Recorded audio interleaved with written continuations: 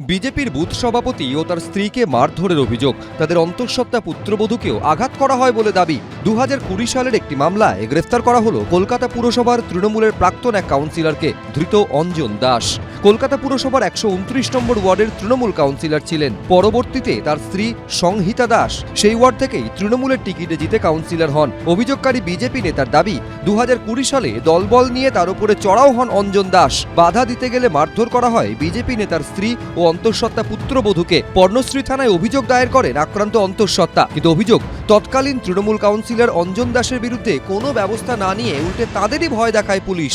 অভিযোগ দায়ের করেছিলাম, আমার পরিবার থেকে অভিযোগ দায়ের হয়েছিল, তখন কোনো পদক্ষেপ নেওয়া হয়নি। এটা আমাদের কাছে আমরাই এটাই জানতাম যে কোনো রকম পদক্ষেপ নেওয়া হয়নি।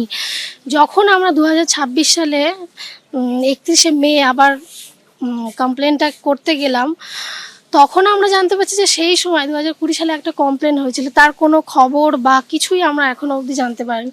2026-এ এসে জানতে পারলাম। তো আবার আমরা রিওপেন করলাম কেসটা। অঞ্জন দাস এবং প্রবীর সরকার ভোলা সরকারকে অ্যারেস্ট করেছে পুলিশ। 4 মে রাজ্যে পালা বদলের পর নতুন করে পর্ণশ্রী থানায় অভিযোগ দায়ের করেন আক্রান্ত মহিলা। সেই অভিযোগের ভিত্তিতে শুক্রবার রাতে গ্রেফতার করা হয় প্রাক্তন তৃণমূল কাউন্সিলরকে। গ্রেফতার হন তার এক শাগরেদ ভোলা ওরফে প্রবীর সরকারও।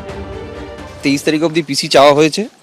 সেখানে ওনাদের 2020-তে এরকম অনেক কিছু ছিল, অনেক মেডিকেল ছিল, যেগুলো তখন নিয়ে আসতে পারিনি। তখনকার সরকার, তখনকার এত ইনফ্লুয়েন্সিয়াল লোকজন ছিলেন সেই সময় ওই সময় নিয়ে আসা যায়নি।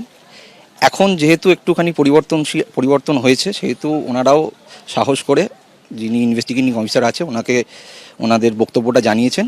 সেই হিসেবেই আজকে ওনাদের অ্যারেস্ট হয়েছে। ওনারা 354 ধারার অভিযোগ করা হয়, সেকশন যোগ করা হয়। একটা গোপন জবানবন্দি নেওয়া হয় ম্যাজিস্ট্রেটের কাছে, সেখানে উনি সবটা বলেন কীভাবে ওনার উপর অত্যাচার হয়েছে, তারপর শ্লীলতাহানি হয়েছে। এইসব দেখে ল্যান্ড কোর্ট কনসিডার করছেন। আমরা পুলিশ কাস্টডি প্রেয়ার করছি, ল্যান্ড কোর্ট কনসিডার করছেন। ধৃতদের 14 দিনের পুলিশ হেফাজতে নির্দেশ দিয়েছে আদালত। অন্যদিকে কাটোয়ায় পুরুষদের অ্যাকাউন্টে লক্ষ্মীর ভাণ্ডারে টাকা ঢুকিয়ে লক্ষ লক্ষ টাকা আত্মসাৎ করার অভিযোগে গ্রেফতার হলেন তৃণমূলের পঞ্চায়েত প্রধান, আলমপুর গ্রাম পঞ্চায়েতের প্রধান নজরুল ইসলাম ওরফে বাবলু মোল্লা। অভিযোগ, পুরুষদের নামে খোলা অ্যাকাউন্টে লক্ষ্মীর ভাণ্ডারে টাকা ঢোকার ব্যবস্থা করে দিতেন এই পঞ্চায়েত প্রধান। এরপর উপভোক্তা পিছু প্রতি মাসে 300 থেকে 500 টাকা করে কাটমানি নিতেন। অভিযোগ, বিডিও অফিসের চুক্তিভিত্তিক কর্মী কার্তিক মণ্ডলের সঙ্গে জুটি বেঁধে এই কাজ করতেন আলমপুর গ্রাম পঞ্চায়েতের প্রধান নজরুল ইসলাম।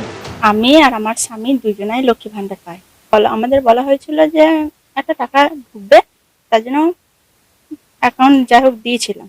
তারপরে জানছি যে এরকম লক্ষ্মী ভাণ্ডার ঢুকলে 300 নিত, 700 নিতেন, এরকম কার্তিক মণ্ডল ওইটা করে দিয়েছিল বলে নিত। এদের বিরুদ্ধে প্রশাসন তদন্ত নিয়ে যেন কঠোরভাবে এদের শাস্তির ব্যবস্থা করে। পঞ্চায়েত প্রধানকে গ্রেফতার করা হলেও এখনো পুলিশের নাগালের বাইরে আর এক অভিযুক্ত ময়ূখ ঠাকুর চক্রবর্তী, প্রবীর চক্রবর্তী, রানা দাস। এবিপি আনন্দ। এবিপি আনন্দ, এগিয়ে থাকে, এগিয়ে রাখে।